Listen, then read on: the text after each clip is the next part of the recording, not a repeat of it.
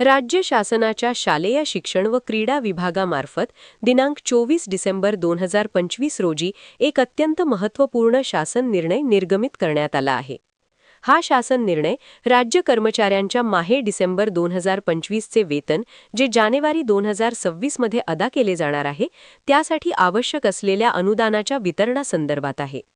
अनेक वेळा आर्थिक वर्षाच्या शेवटी निधी उपलब्धतेअभावी किंवा तांत्रिक कारणांमुळे वेतन रखडते, परंतु हा शासन निर्णय त्या सर्व अडचणी टाळण्यासाठी अत्यंत उपयुक्त ठरणार आहे.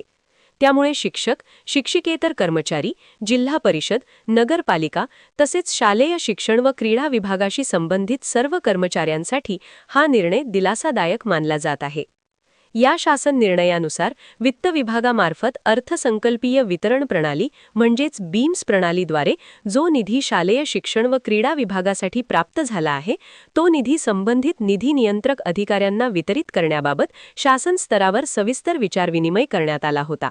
या विचारांती शासनाने असा निर्णय घेतला आहे की प्राप्त झालेला संपूर्ण निधी निधी नियंत्रक अधिकाऱ्यांच्या अधीनस्थ ठेवण्यात यावा, जेणेकरून वेतन वितरणाच्या प्रक्रियेत कोणताही अडथळा निर्माण होणार नाही आणि निधी थेट संबंधित कार्यालयांना उपलब्ध होईल. सन 2025-26 या आर्थिक वर्षासाठी शालेय शिक्षण व क्रीडा विभागासाठी राज्याच्या अर्थसंकल्पात जी तरतूद करण्यात आली आहे आणि जो निधी बीम्स प्रणालीवरून प्राप्त झाला आहे तो निधी विविध निधी नियंत्रक अधिकाऱ्यांच्या अधीनस्थ ठेवण्यास या शासन निर्णयाद्वारे मान्यता देण्यात आली आहे.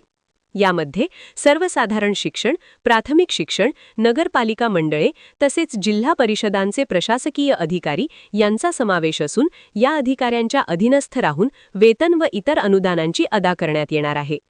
या शासन निर्णयामध्ये प्राथमिक शिक्षणाशी संबंधित विविध लेखाशीर्षांचा विशेष उल्लेख करण्यात आला आहे. यामध्ये प्राथमिक शाळांची तपासणी, प्राथमिक शिक्षणासाठी जिल्हा परिषदांना सहाय्य, प्राथमिक शाळा तपासणीसाठी महाराष्ट्र जिल्हा परिषद व पंचायत समिती अधिनियमांतर्गत सबप्रयोजन अनुदाने तसेच प्राथमिक शिक्षणाशी संबंधित इतर लेखाशीर्षांचा समावेश करण्यात आलेला आहे. या लेखाशीर्षांखालील निधी थेट संबंधित अधिकाऱ्यांच्या ताब्यात दिल्यामुळे प्राथमिक शिक्षक व कर्मचाऱ्यांचे वेतन वेळेत मिळण्यास मोठी मदत होणार आहे. याचबरोबर या शासन निर्णयामध्ये सर्वसाधारण शिक्षणाशी संबंधित लेखाशीर्षांचाही समावेश करण्यात आलेला आहे. माध्यमिक शिक्षण, उच्च माध्यमिक शिक्षण तसेच विविध शैक्षणिक योजनांसाठी आवश्यक असलेला निधी देखील या निर्णयानुसार वितरित करण्यात येणार आहे. त्यामुळे शाळा व कनिष्ठ महाविद्यालयांमध्ये कार्यरत असलेल्या शिक्षक आणि शिक्षिकेतर कर्मचाऱ्यांनाही या निर्णयाचा थेट लाभ मिळणार आहे.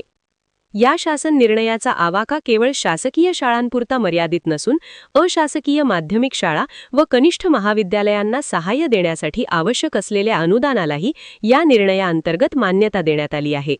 याशिवाय पर्वाध्यायन सैनिकी शाळांना सहाय्यक अनुदाने, क्रीडा युवक कल्याण सेना, क्रीडा व खेळ विभागाशी संबंधित खर्चासाठीचा निधी तसेच सुरक्षा व कल्याण विषयक लेखाशीर्षांखालील निधीचे वितरण करण्यासही शासनाने परवानगी दिली आहे. या शासन निर्णयामध्ये समाज कल्याण विभागाशी संबंधित बाबींचाही समावेश करण्यात आला आहे. वृद्ध, विकलांग व निराश्रित व्यक्तींच्या कल्याणासाठी असलेले विविध लेखाशीर्षक, सचिवालय सामाजिक सेवा म्हणजेच 090 सचिवालय तसेच शालेय शिक्षण व क्रीडा विभागाशी निगडित इतर लेखाशीर्षांखालील निधीचे वितरण करण्याबाबतही या निर्णयामध्ये स्पष्ट तरतूद करण्यात आलेली आहे. त्यामुळे विविध विभागांतील कर्मचाऱ्यांचे वेतन व भत्ते अदा करण्यासाठी आवश्यक निधी वेळेत उपलब्ध होणार आहे. या शासन निर्णयामध्ये निधीचे लेखाशीर्षनिहाय वितरण करण्याबाबत सविस्तर माहिती नमूद करण्यात आलेली असून सर्व संबंधित कार्यालये, विभाग प्रमुख तसेच आहरण व संवितरण अधिकारी यांनी या निर्णयानुसार काटेकोरपणे कार्यवाही करणे अपेक्षित आहे. वेतन अदा करताना बीम्स प्रणालीतील तरतुदींचे पालन करणे, निधी योग्य त्या लेखाशीर्षाखाली खर्च होतो आहे याची खात्री करणे ही जबाबदारी संबंधित अधिकाऱ्यांवर टाकण्यात आली आहे. एकूणच पाहता दिनांक 24 डिसेंबर 2025 रोजी निर्गमित करण्यात आलेला हा शासन निर्णय शालेय शिक्षण व क्रीडा विभागातील तसेच त्याच्याशी संबंधित इतर विभागांतील कर्मचाऱ्यांसाठी अत्यंत महत्त्वाचा आणि दिलासादायक ठरणारा आहे.